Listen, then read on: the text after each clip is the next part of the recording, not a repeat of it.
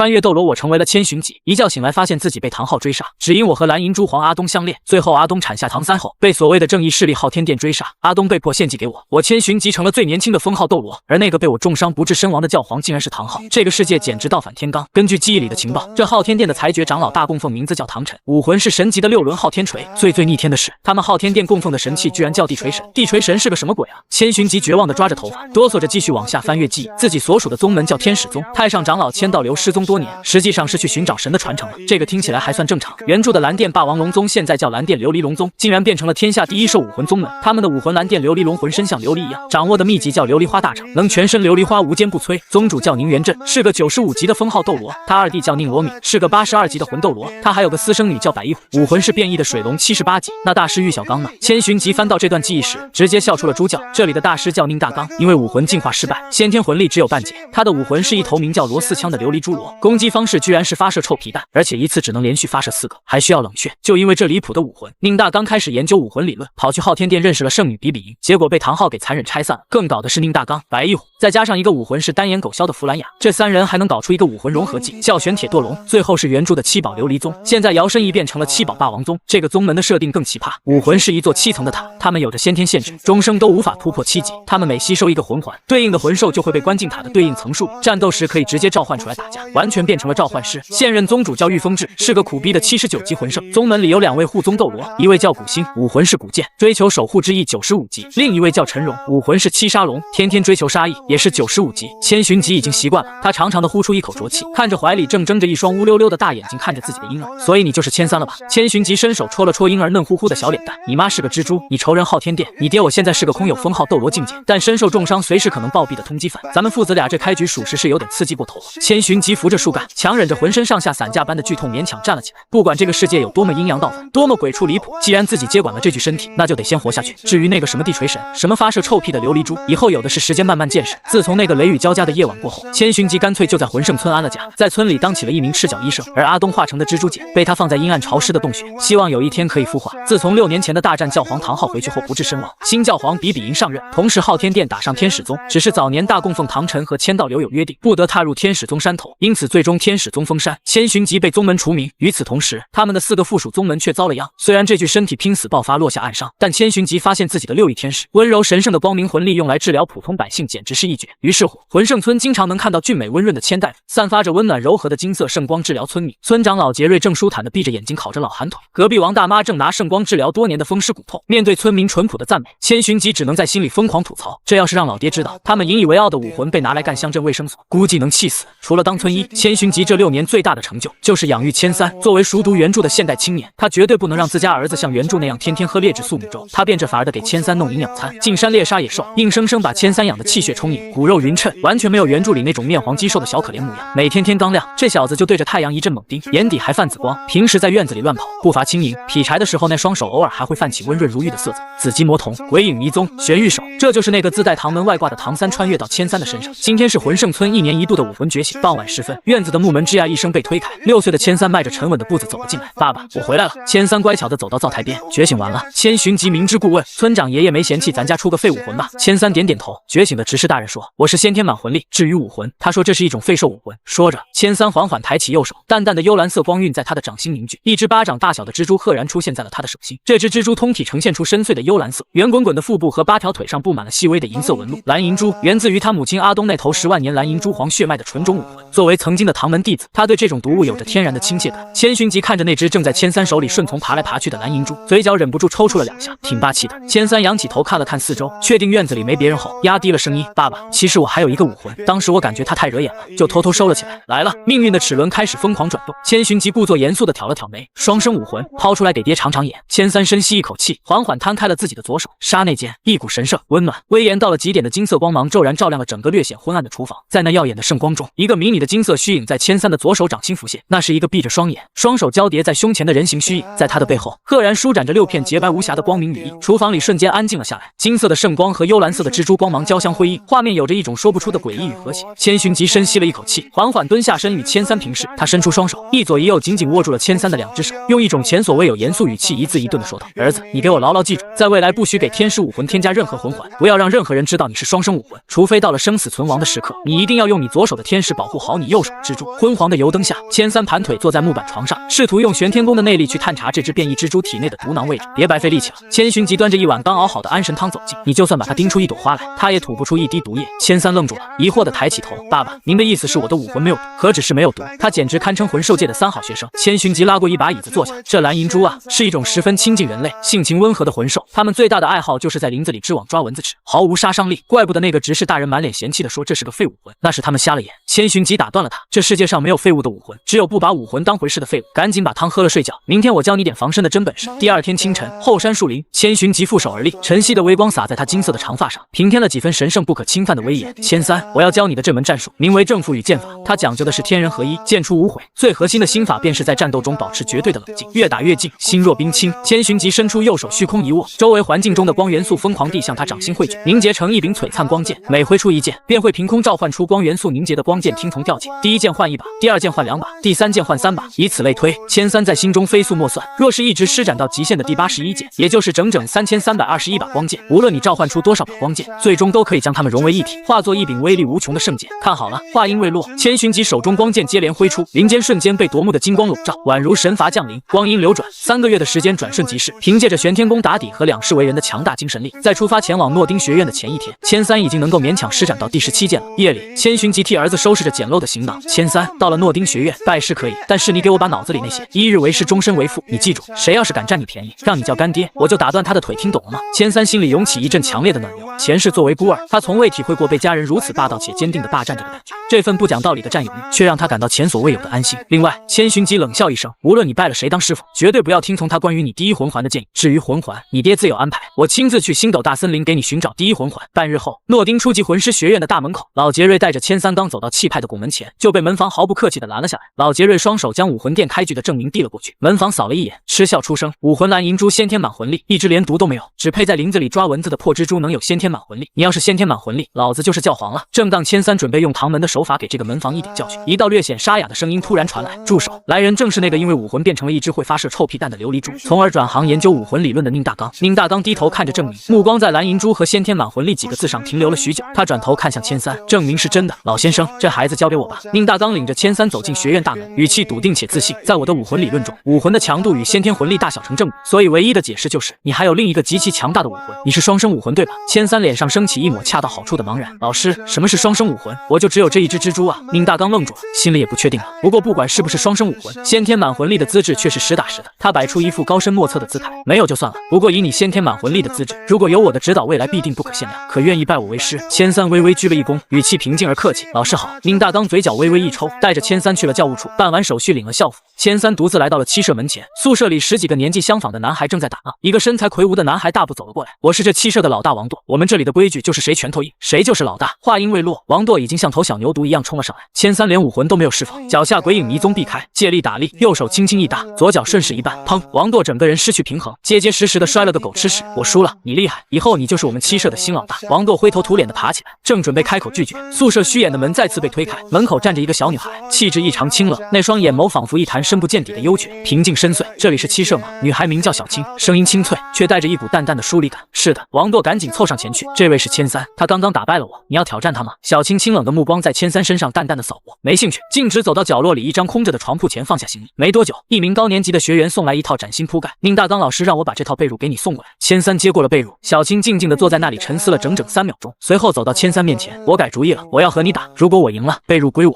直觉告诉千三，这个女孩很不一般，正好他也想试试这女孩的深浅。好，我接受。千三，武魂蓝银蛛10级。此话一出，整个七舍瞬间炸开了锅。小青微微抬起手掌，清冷的童声在宿舍中响起：小青，武魂天青牛蟒10级，武魂附体。千三低喝一声，幽蓝色的光芒瞬间蔓延，一层细密的珠铠覆盖了他的双臂和胸膛。小青也催动了魂力，青蓝色的光晕流转间，细密的青色鳞片悄然浮现在他的双臂和修长的脖颈上。即使只是最基础的武魂附体，那天青牛蟒的顶级血脉压迫感也让周围的攻读生们忍不住连连后退。我要进攻了！小青化作一道青蓝色的残影，简简单单的一拳直捣千三的胸口。千三脚踏鬼影迷踪避开，一击落空。小青右腿如同钢鞭一般横扫而出，千三双手变得温润如玉，玄玉手精准地搭在了小青扫来的腿上，借势将他整个人向侧方引去。就在小青重心偏移的刹那，千三欺身而上，手臂稳稳地停在了小青的咽喉前不足半寸的地。胜负已分，小青站直了身体，目光坦然：“你很厉害，我输了。”说完，干脆利落地转过身，准备回铺位上。看着小青那单薄的背影，千三轻轻叹了口气，他一把抓起那套被褥，直接扔到了小青的床上。“你这是什么意思？”小青回头看着他：“我爸爸教过我，每天都要做一件好事。”小青呆滞了足足沉默了3秒钟。“被褥给我了，你怎么办？”千三表面上依然是一副云淡风轻的模样，“这就不劳你操心了。”小青看着那床被褥，眼神中闪过一丝复杂的光芒。“谢谢。”他轻轻说出这2个字，随后转过身走到自己的床位前，开始安静的铺设。千三不以为意，拍了拍身上的灰尘，转身走出了七舍的大门。他打算去城里把自己的铺盖问题解决掉，然后顺便去诺丁城的铁匠铺转转，把自己的袖剑和无声袖剑先打造出来。为了防止暗器的构造泄露，千三特意找了2家相隔甚远的铁匠铺。他将无声袖剑的图纸拆解开来，把击阔弹簧交给了城东的铁匠，又把外壳剑管交给了城西的铁匠。千三将金魂臂拍在铁针上，要求用最百炼的晶体，尺寸分毫不差。处理完零件，他去了一趟布匹行，花了1枚金魂币挑了一床最柔软的鹅绒被褥。回到七舍时，天色已经暗了下来。千三径直走到自己的床位铺好，角落里，小青正盘腿坐在旧被褥上闭目冥想，听到动静微微睁开眼，在千三的鹅绒被上停留了一瞬，什么也没说，又重新闭上了眼睛，一夜无话。第2天一早，千三去上第1堂课，下课后，一个高年级的学员等在门外。“千三，宁大刚老师让你去他办公室一趟。”千三跟着那人来到了独立办公室，推开门，宁大刚转过身，脸上挤出一丝笑容：“千三，你来了，坐吧。”千三没有坐，静静地看着他。宁大刚说道：“你的武魂是蓝银珠，作为蜘蛛，它最大的缺陷是没有毒性。根据我提出的武魂10大核心竞争力理论，植物系武魂可以吸收动物系魂兽的魂环，反之亦然。我决定带你去猎魂森林，寻找一株毒性猛烈的植物系魂兽，比如曼陀罗毒藤。只要你的蓝银珠吸收了魂环，就有大概率继承其毒属性。”千三脑海中浮现出父亲千寻疾临走前的眼神，父亲说了会亲自为他寻找第1魂环。千三微微躬身拒绝道：“老师，关于我的第1魂环，我爸爸临走前已经交代过，他会亲自为我解决。”宁大刚脸上的笑容彻底僵住了，冷笑了一声：“你爸爸不过是一个在偏远村落里给人看病的乡下赤脚大人，他懂什么是武魂拟态？他懂什么是魂环极限年限吗？他能给你什么？跟着他，你的天赋只会被彻底埋没。”一股冰冷刺骨的杀意从千三身体里爆发出来，千三猛地抬起头，死死盯着宁大刚，在心中冷冷宣判：“已有取死之道，你再敢诋毁我父亲一句试试！”